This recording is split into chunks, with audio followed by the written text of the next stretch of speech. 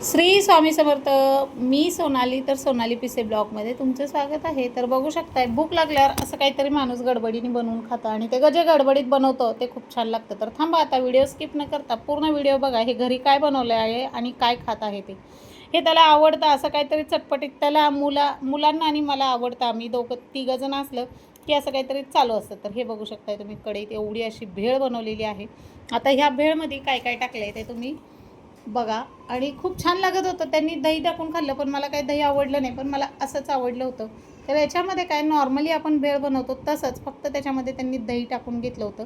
तर इथं घेतले होते मुरमुरे घेतलेले आहेत मी, म्हणजे चुरमुरे घेतलेले आहेत. त्यात कांदा, टोमॅटो, लाल मिरची पावडर आणि चाट मसाला वगैरे सगळं टाकलं. लिंबाचा रस टाकला, फरसाण टाकलं आणि खारे फुटाणे टाकले विकत्रीचे आणलेले, आणि बेसन लावून शेंगदाणे होते ते पण टाकलं त्याच्यामध्ये. आणि तुम्ही बघू शकता, एवढं सगळं टाकून हे मस्त असं मिक्स करून खायचा प्लॅन होता.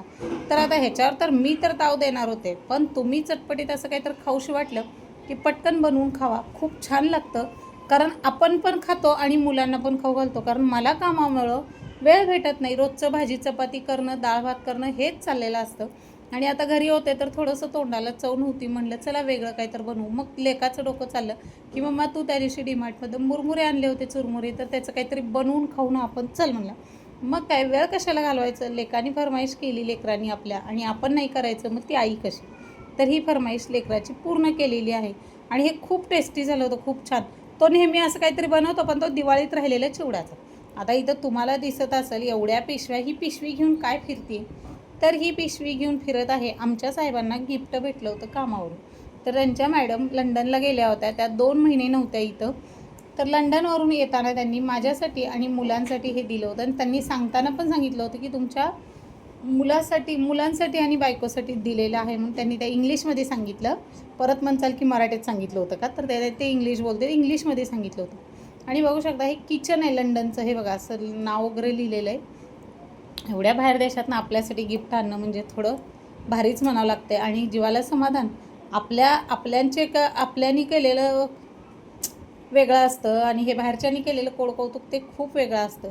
कारण ह्या कौतुकामागं वेगळंच काहीतरी असतं. प्रेमाने भेट दिलेली ती भेट वेगळीच असते. तर तुम्ही बघू शकता, हे असं काहीतरी भेटलं होतं. आणि ते ब्रेसलेट आहे का गळ्यातलं आहे काय माहिती नाही, आता ती माझी लेक खोलून बघत. पण हे टायमिंग झाला होता 12 वाजून गेले होते, 12ला 10 कमी होते. आणि साहेबांचा शनिवार चालू होणार होता. ह्या व्हिडिओ शुक्रवारचा कालचा आहे.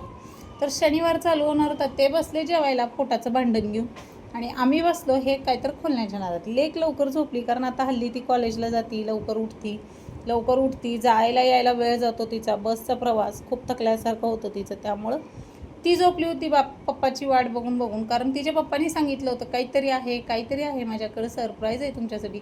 आणि हे बॉक्स बघितल्यावर आम्हाला वाटलं साहेबांसाठी लंडनवरून सिगरेटचं पाकिट वगैरे आणले का. सिगरेट कशाचं सिगरेट बघतोय, तर हे बघा पत्ते निघालेले आहेत. तर आता या पत्त्याची काहीतरी खासियत असेल ते त्यांना माहिती असेल, पण प्रेमाने दिलेली गोष्ट ही वेगळीच असते. तर तुम्ही बघू शकताय, खूप छान वाटत होतं. त्यांनी दिलं तर त्यांना खूप खूप थँक्यू. आणि आता हे चॉकलेटचं खोलायचं, कात्री घ्यायचं सुद्धा सुचत नव्हतं की पहिले हे काय बघायचं होतं खोलून.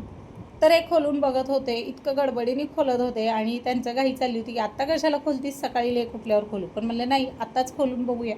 तर एवढे साडे चॉकलेट होते, एवढे भरपूर असे चॉकलेट होते याच्यामध्ये. वेगवेगळ्या आकाराचे चॉकलेट होते याच्यामध्ये. बघू शकताय तुम्ही, खूप छान होते आणि टेस्टी पण खूप छान होते. तर चला, व्हिडिओ कसा वाटला आणि हे चॉकलेट खायला यावर का सगळेजण. तर भेटू पुढच्या व्हिडिओमध्ये. श्री स्वामी समर्थ सगळ्यांना.